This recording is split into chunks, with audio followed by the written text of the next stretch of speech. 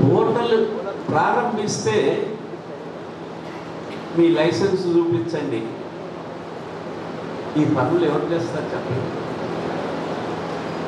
Working journalist చేస్తారా? Professional journalist చేస్తారా? ఇది తలవంపుగా ఉందని అందరూ భావించాం. తలవంపుగా ఉందని అందరం భావించాం. దీన్ని సరిచేయాలని చెప్పే భావంతో కూడా ఉన్నాం. ఆ రకంగా మేము చేసిన సిఫారసులను ప్రభుత్వం ఆమోదించింది. దాంట్లో ప్రధానమైనటువంటిది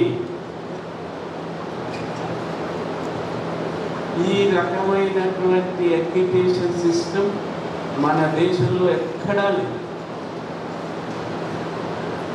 ఆంధ్ర తెలంగాణ అడ్యుకేషన్స్ కలిపితే మన దేశం మిగతా 27 రాష్ట్రాలు కలిపినా ఇవి ఉన్నాయి.